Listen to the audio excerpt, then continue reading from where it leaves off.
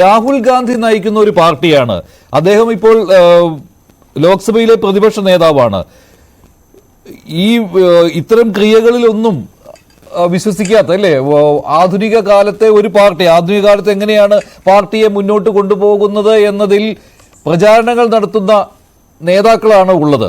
അതിനിടെയാണ് കേരളത്തിലെ ഈ നേതാക്കൾ ഞങ്ങൾക്ക് പറ്റിയിരിക്കുന്ന അപജയത്തിനൊക്കെ കാരണം ഈ ആഭിചാര ക്രിയകളാണ് എന്ന് വിശ്വസിക്കുന്നത്. അതോടൊപ്പം തന്നെ ഒരാളെ ഇല്ലാതാക്കുന്നതിന് വേണ്ടി ഇത്തരം ക്രിയകൾ നടത്തുകയും ചെയ്യുന്നു. എന്താണ് സംസ്ഥാന കോൺഗ്രസിൽ യഥാർത്ഥത്തിൽ സംഭവിച്ചുകൊണ്ടിരിക്കുന്നത്?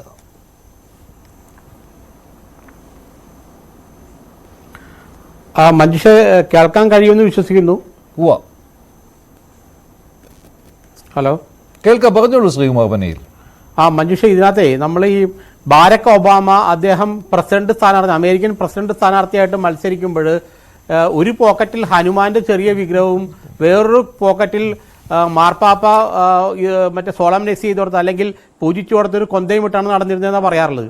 അപ്പോൾ അത്ര ലോകത്തിലെ ഏറ്റവും ശക്തനായ അമേരിക്കൻ പ്രസിഡന്റിന് പോലും അരക്ഷിതത്വ ബോധം തോന്നുമ്പോൾ ഇത്തരം ചില മാർഗങ്ങൾ അദ്ദേഹം സ്വീകരിച്ചിട്ടുണ്ട്. അപ്പോൾ നമ്മൾ ഈ കാരണം ബാരക് ഒബാമയ്ക്കിടയ്ക്ക് പോലും ആത്മവിശ്വാസം ലഭിക്കണമെങ്കിൽ ഇത്തരം പരിപാടികൾ നടത്തണമെന്ന് പറഞ്ഞാൽ പിന്നെ കേരളത്തിലെ കോൺഗ്രസ്സുകാരും പറയാനുണ്ടോ?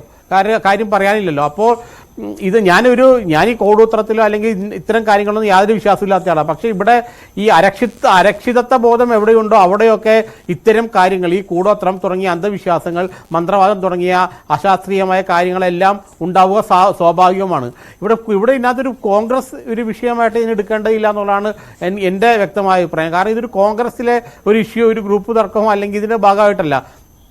ഒരുപക്ഷെ സുധാകരനോട് വ്യക്തിപരമായിട്ട് എന്തെങ്കിലും വിരോധമുള്ള ആരെങ്കിലും ഒക്കെ ഈ മണ്ടത്തരം വിശ്വസിച്ച് ഒരുപക്ഷെ അദ്ദേഹത്തിന് കുറച്ച് ബുദ്ധിമുട്ടുണ്ടായിക്കോട്ടെ, അല്ലെങ്കിൽ ഞങ്ങളിങ്ങനെ ചെയ്താൽ അദ്ദേഹത്തിന് കുറച്ച് ബുദ്ധിമുട്ടുണ്ടാവും എന്നൊക്കെ വിചാരിച്ച് ഏതെങ്കിലും മന്ദബുദ്ധികൾ ചെയ്തായിരിക്കാനേ വഴിയുള്ളൂ.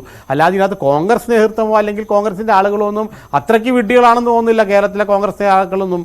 കാരണം എനിക്ക് തോന്നുന്നില്ല. കാരണം വെച്ചാൽ ഈ അദ്ദേഹത്തിൻ്റെ ഇങ്ങനെ കൂടോത്രം ചെയ്ത് ആരെങ്കിലും അങ്ങോട്ട് നശിപ്പിച്ച് കളയാമെന്നൊക്കെ വിളിച്ച് വയ്ക്കുവാണെങ്കിൽ എത്രയോ നാൾ കോൺഗ്രസിലൊക്കെ ഗ്രൂപ്പുകളും തർക്കങ്ങളും തുടങ്ങിയിട്ട് എത്രയോ ദശാബ്ദങ്ങളായി. അപ്പോൾ അവിടെയൊക്കെ ഈ മന്ത്രവാദവും ഇതൊക്കെ ചെയ്തുകൊണ്ട് മറ്റ് ഗ്രൂപ്പുകാരനെ അല്ലെങ്കിൽ മറ്റ് നേതാവിനൊക്കെ ഇല്ലാതാക്കാൻ ശ്രമിച്ചെങ്കിൽ എളുപ്പത്തിൽ അത്രയോ പെട്ടെന്ന് തന്നെ നടന്നു പോയേ. അതൊന്നുമല്ല, ഏതോ മന്ദബുദ്ധികൾ ഇദ്ദേഹത്തോടുള്ള വ്യക്തിപരമായ വിരോധത്തിൻ്റെ പേരിൽ ചെയ്തതാണ്. അതല്ലാതെ ഏതെങ്കിലും കോൺഗ്രസ് നേതാവോ അല്ലെങ്കിൽ കോൺഗ്രസിലെ നേതൃത്വം ഒന്നും അങ്ങനെ ചെയ്യുന്ന അറിഞ്ഞുകൊണ്ട് അങ്ങനെ ഒരു നീക്കത്തിലേക്ക് ഇവരാരും പോകില്ല. കാരണം കേരളത്തിലെ കോൺഗ്രസ് നേതൃത്വമൊക്കെ അത്യാവശ്യം നല്ല വിവരവും അറിവും ലോകാവബോധമൊക്കെ ഉള്ള ആൾക്കാരാണ്. ഇത് ഏതോ ഈ പറഞ്ഞ അദ്ദേഹത്തോട് വിരോധമുള്ള ഏതോ മന്ദബുദ്ധികൾ മണ്ടന്മാർ ഇങ്ങനെ ചെയ്താൽ ഒരുപക്ഷെ അദ്ദേഹം കുടുങ്ങിപ്പോകുമെങ്കിൽ പോകട്ടെ എന്നുള്ള ധാരണയിലായിരിക്കാം ഒരുപക്ഷെ അങ്ങനെ ചെയ്താൽ. അതല്ലാതെ അതിന് വേറൊരു ഡയമെൻഷൻ കാണേണ്ട യാതൊരു ആവശ്യമില്ല. കാരണം വെച്ചാൽ ഇത് വെറും ഒരു കോമഡിയാണ്. ഈ സാധനം എന്നൊക്കെ പറയും, തകിട് കുഴിച്ചിടുക അത്തരം കാര്യങ്ങളൊക്കെ വെറും കോമഡിയാണെന്ന് നമുക്കറിയാം. യാതൊരു ശാസ്ത്രീയ അടിത്തറയോ അല്ലെങ്കിൽ യാതൊരു ഫലപ്രാപ്തി ഇല്ലാത്ത വെറും തട്ടിപ്പ് മാത്രമാണ് ഇത്തരം കാര്യങ്ങളൊക്കെ. അപ്പോൾ ഈ തട്ടിപ്പുകളൊക്കെ തട്ടിപ്പുകളിലും ഇത്തരം ഈ പറയുന്ന കോമഡികളൊക്കെ വിശ്വസിക്കണമെങ്കിൽ അത്രയ്ക്ക് ബൗദ്ധിക നിലവാരം താഴ്ന്ന ആളുകളായിരിക്കുമല്ലോ അങ്ങനെ അതിൽ വിശ്വസിക്കുന്നത്. അപ്പോൾ സാധാരണഗതിയിൽ കോൺഗ്രസിൻ്റെ കേരളത്തിലെ നേതാക്കന്മാരൊക്കെ അത്യാവശ്യം നല്ല ബൗദ്ധിക നിലവാരത്തിലുള്ളവരാണ്.